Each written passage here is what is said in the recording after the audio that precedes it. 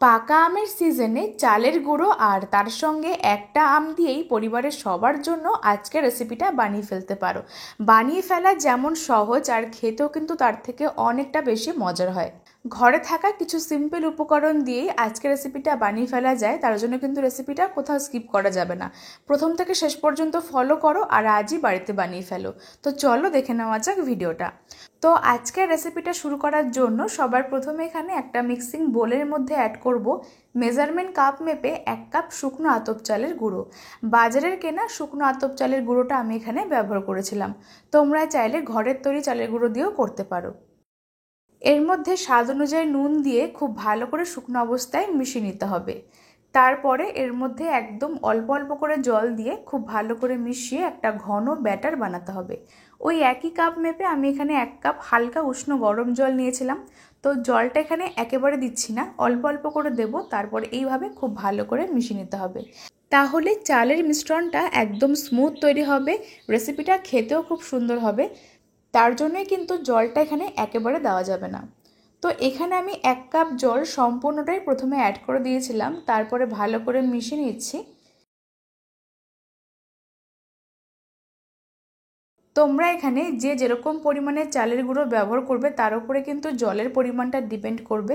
আর অবশ্যই তোমরা জলটা হালকা উষ্ণ গরম জল নেওয়ার চেষ্টা করবে। তো এখানে অল্প অল্প করে জল দিয়ে খুব ভালো করে মিশ্রণটাকে বানিয়ে নিতে হবে, আর ঠিক এরকম একটা ঘন ব্যাটার বানাতে হবে। তারপরে এই চালের ব্যাটারটা ঢাকনা চাপা দিয়ে রাখছি কিছুক্ষণের জন্য, এতে করে কিন্তু ব্যাটারটা একদম সফট হয়ে যাবে। অন্যদিকে আমরা এখানে নিয়েছিলাম একটা পাকা আম। আজকের রেসিপিটা একটা পাকা আম দিয়ে কিন্তু তোমরা অনেকগুলো রেসিপি বানাতে পারবে। তো তার জন্য এখানে একটা পাকা আম খুব ভালো মতন ধুয়ে এবার আমের শাঁসটাকে বার করব। মাথার দিকটা এরকমভাবে কেটে দুদিকটা ভালো মতন কেটে নেওয়ার পরে শুধুমাত্র শাঁসটাকে বার করতে হবে। তার জন্য আমি এখানে এরকমভাবে চামচের সাহায্যে শাঁসটাকে আর আটির অংশটাকে বার করে নিলাম।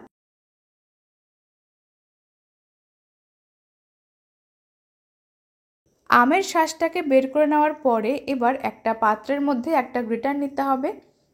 এর মধ্যে আমের শাঁসটাকে খুব ভালো করে গ্রেট করতে হবে আর আমের পাল্পটাকে বার করতে হবে।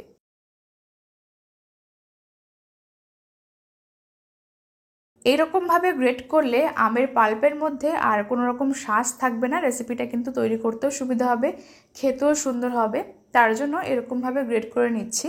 তোমরা চাইলে আমের শাঁসটাকে পেস্ট করেও করতে পারো।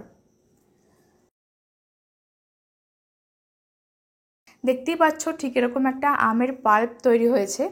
আর অন্যদিকে 10 মিনিট পরে যখন চালের মিশ্রণটা একদম সফট হয়ে যাবে তখন এর মধ্যে আমরা ওই চালের মিশ্রণটাকে অ্যাড করব। মানে আমের পাল্পের মধ্যে ওই চালের মিশ্রণটাকে অ্যাড করে ভালো করে আবারও মিশিয়ে নিতে হবে।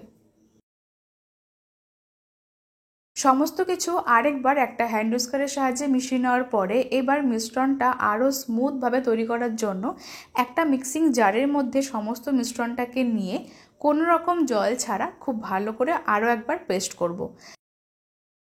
তাহলে কি হবে, এর মধ্যে আর কোনো রকম আমের লাম্পস থাকবে না, মিশ্রণটা একদম মসৃণভাবে তৈরি হবে। দেখতেই পাচ্ছ এর মধ্যে কিন্তু আর কোনো রকম জল দিইনি। খুব ভালো করে পেস্ট করে ওই পাত্রের মধ্যে ট্রান্সফার করে এবার মিশ্রণটা যেহেতু একটু ঘন রয়েছে তার জন্য একটু পাতলা করতে এর মধ্যে আরও খানিকটা পরিমাণে জল অ্যাড করে ভালো করে মিশিয়ে নিচ্ছি।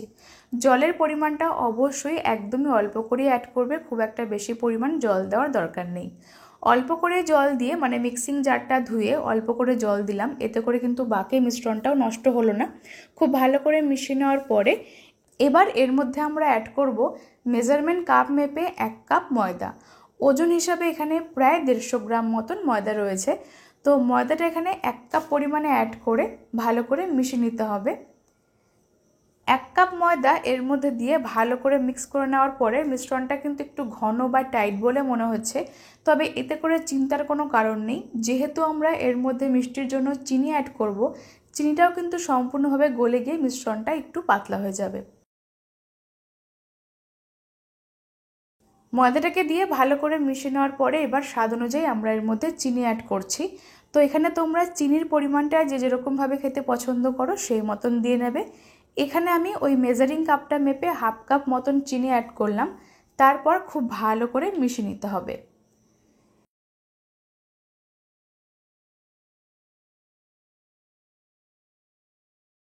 কিছুক্ষণ এরকমভাবে মিশিয়ে নেওয়ার পরে দেখা যাবে মিশ্রণটা কিন্তু আগের থেকে অনেকটাই পাতলা হয়ে গেছে, মানে এর মধ্যে আর কোনো রকম জল বা দুধ দেওয়ার দরকার নেই।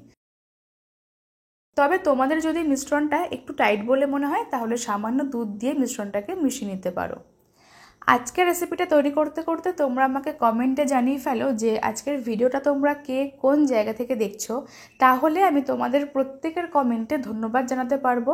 আর আজকের ভিডিওটা যদি ফেসবুক পেজ থেকে দেখছো তাহলে আমার ফেসবুক পেজটিকে ফলো করো, আর যদি ইউটিউব থেকে দেখছো তাহলে চ্যানেলটিকে সাবস্ক্রাইব করে পাশে বেল আইকনটা প্রেস করো। আমাদের এখানে পিঠাগুলো বানাবার জন্য ব্যাটার একদম রেডি।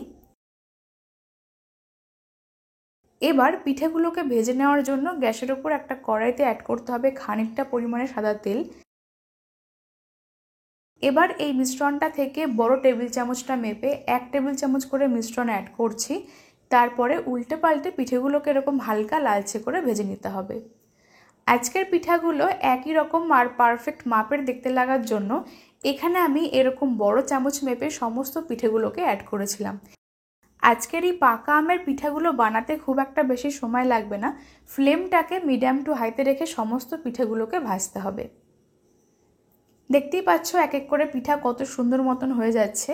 ওই একই রকমভাবে আবারও 1 চামচ করে মিশ্রণ এর মধ্যে অ্যাড করে ফ্লেমটাকে বাড়িয়ে রেখেই উল্টে পাল্টে ভেজে নেব।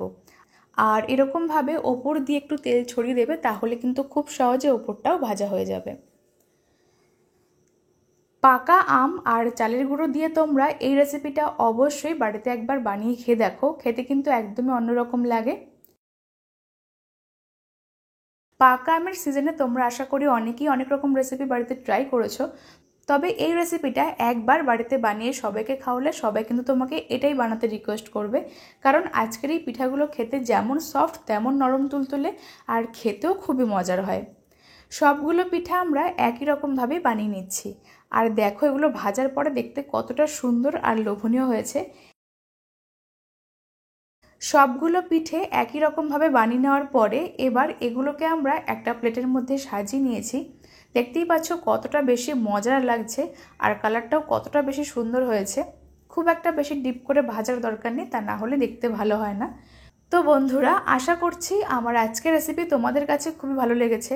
আর যদি ভালো লেগে থাকে তাহলে অবশ্যই করে লাইক কমেন্ট শেয়ার করতে ভুলো না। রেসিপিটা ফেসবুক পেজ থেকে দেখলে পেজটিকে ফলো করো, আর যদি ইউটিউব থেকে দেখছো তাহলে চ্যানেলটিকে সাবস্ক্রাইব করে পাশে বেল আইকনটা প্রেস করো। আজকের মতন এখানেই বিদায় নিচ্ছি। তোমরা সকলেই খুব ভালো থেকো। ধন্যবাদ।